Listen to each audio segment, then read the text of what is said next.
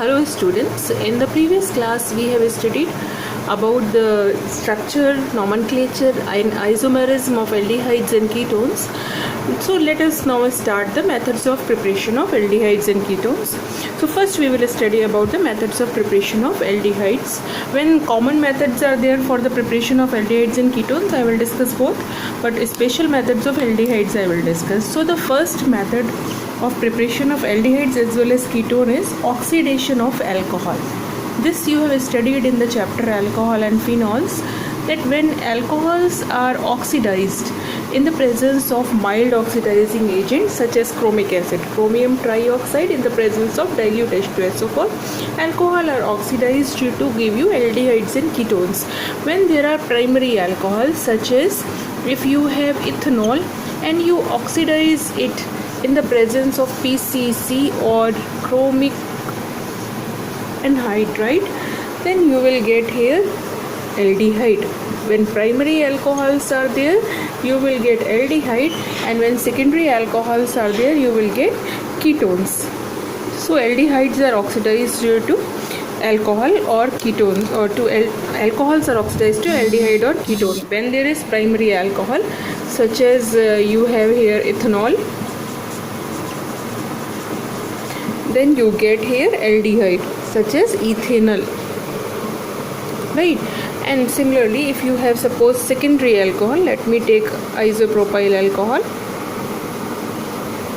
and when you oxidize this one in the presence of chromic anhydride, then you get here ketone,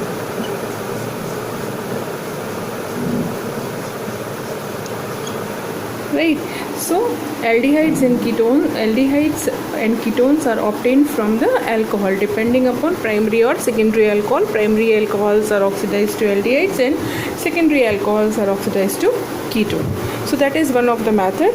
Now the second method of preparation of aldehydes and ketones, commonly it is by the dehydrogenation reaction, right? You have studied that when alcohols undergo dehydrogenation, the second method is dehydrogenation. When alcohols they undergo dehydrogenation, they give aldehydes and ketones in the presence of copper and at 573 Kelvin. When there is primary alcohol, say suppose we have we will take ethanol and we dehydrogenate it at 573 Kelvin in the presence of copper, then we get here ethanol. Hydrogen is released, so dehydrogenation take place. Whereas when we have this primary alcohol, we are getting here aldehyde. Similarly, when we have secondary alcohol,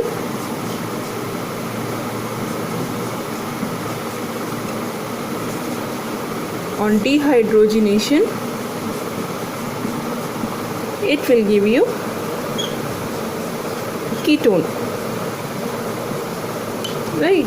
You know that tertiary alcohols, they are not dehydrogenated, they are dehydrated to give alkenes, but from primary alcohol we get aldehyde and from the secondary alcohol we get ketone. Understood? So these are two common methods. Other than this, we can prepare the aldehydes as well as ketone by the ozonolysis reaction. So next we will do ozonolysis.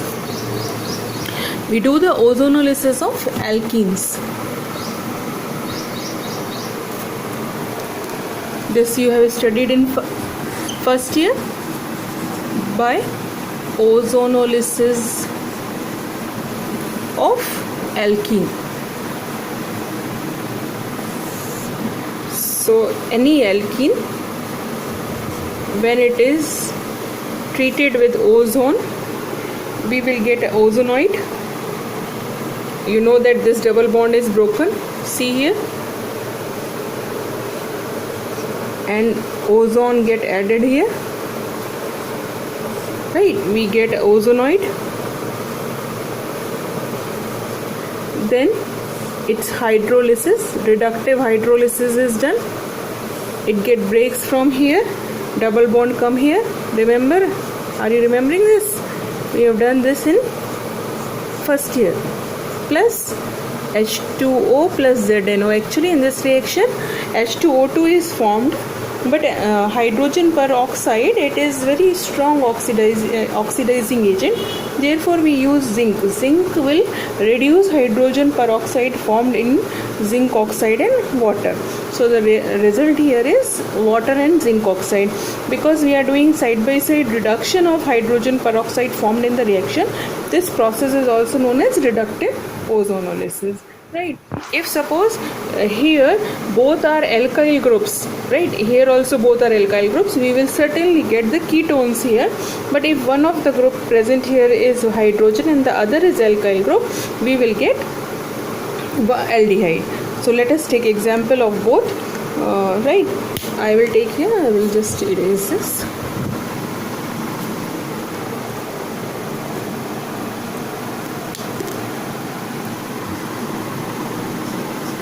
I will take here an alkene where one carbon is attached to one hydrogen and one alkyl group, the other carbon is attached to both alkyl group. So I will make both in the same compound. We will do ozonolysis because one hydrogen is present here. This will give you aldehyde, and here both alkyl groups are there. This will give ketone. So first we will prepare ozonoid.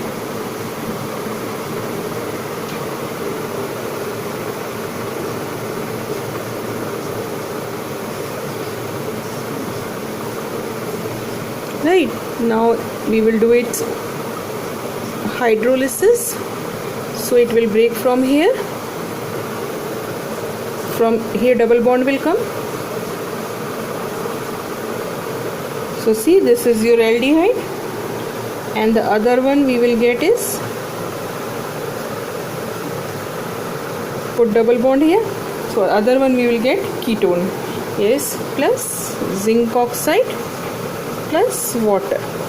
So one aldehyde and one ketone will be formed from alkene. Depending upon the alkene, if both the double bonded carbon is attached to alkyl groups, then ketone, one alkyl, one hydrogen, then you will get aldehyde. So we can prepare both aldehyde and ketone from the alkenes by its ozonolysis. From alkene there is one more method by which we can prepare this aldehydes and ketones, and that is by the acid catalyzed hydration of alkyne, not alkene, from alkyne. So from alkyne, the fourth method is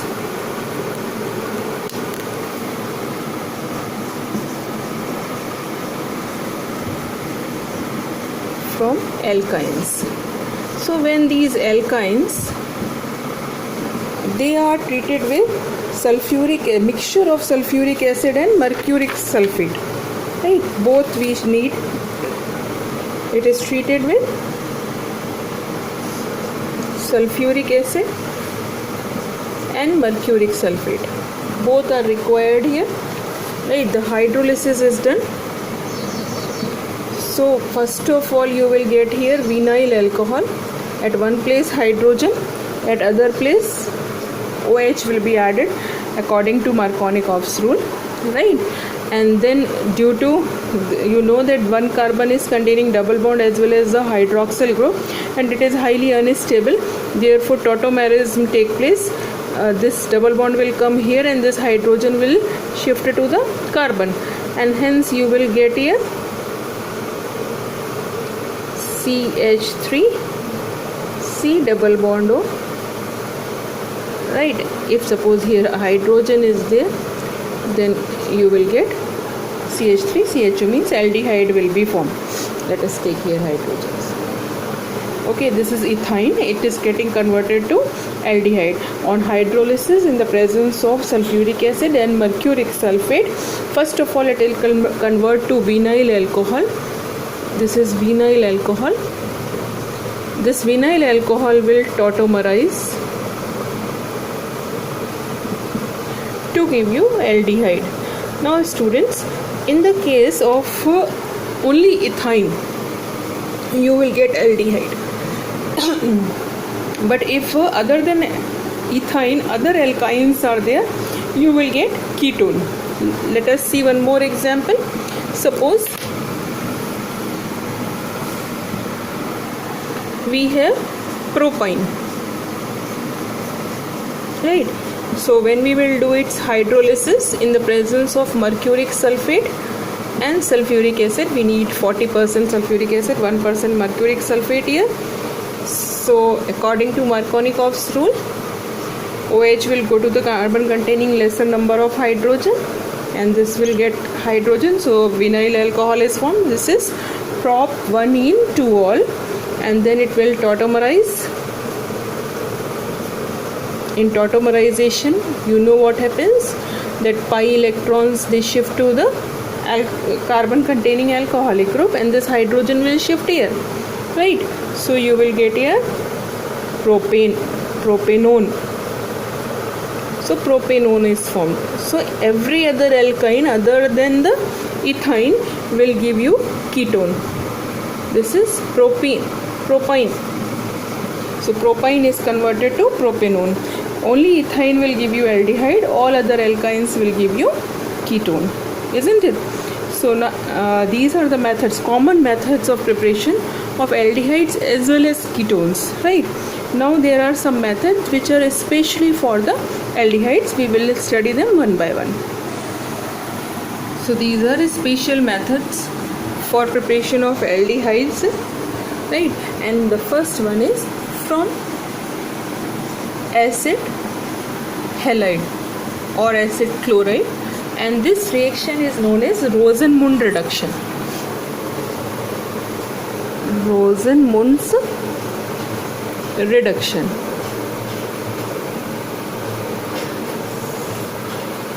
Now there is a very common fact that when carboxylic acid or its derivatives, they are reduced to first aldehydes and ketones, right? And then on further reduction they will give you alcohol. This is very common, and this will happen with all the carboxylic acids or its derivatives. Here aldehyde or ketone, depending upon the carboxylic acid you may get here, right? Now because you are studying the method of preparation of aldehyde, we have to stop the process here only. It means the reducing agent which you are choosing here, it should be mild reducing agent. Simply if you are doing hydrogenation in the presence of catalysts such as palladium, platinum or nickel, it will lead to the formation of alcohol, because it will not be controlled, it will go up to the alcohol. So we need something which will stop the process at aldehyde, and hence here we are using the catalytic poison, which is barium sulfate or quinoline and sulfur powder, right? And this catalyst, it is known as Lindlar's catalyst. What it is known as? Lindlar's catalyst, right? Palladium poisoned with barium sulfate or quinoline is known as Lindlar's catalyst, and we use here Lindlar's catalyst for the reduction of acid chloride to aldehyde. So we will study the reaction.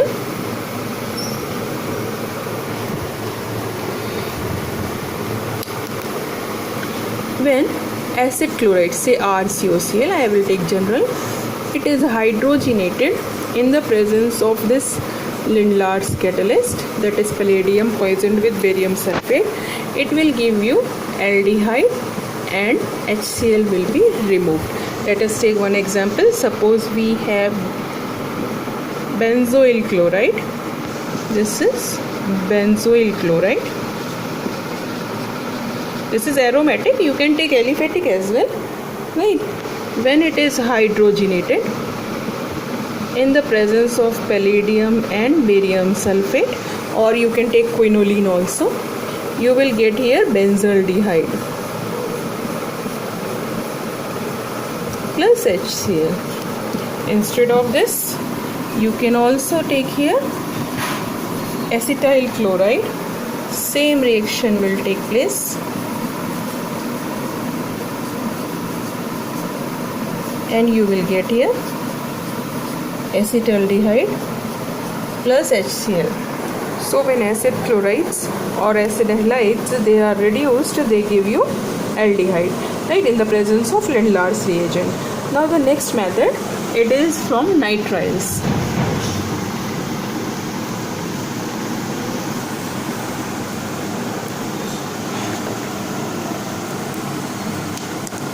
This next method is from nitriles. Nitriles are also known as cyanides in common language, and this reaction is known as Stephen's reaction or Stephen's reduction. Right, here the nitriles, say RCN, they are reduced in the presence of stannous chloride and HCl. These are reducing agent, and when they react together, then SnCl4 and hydrogen is released, which will reduce this nitrile. And first of all, you will get here imine. Right, this nitriles, they are RC triple bond N. So one hydrogen here, one hydrogen here will be added.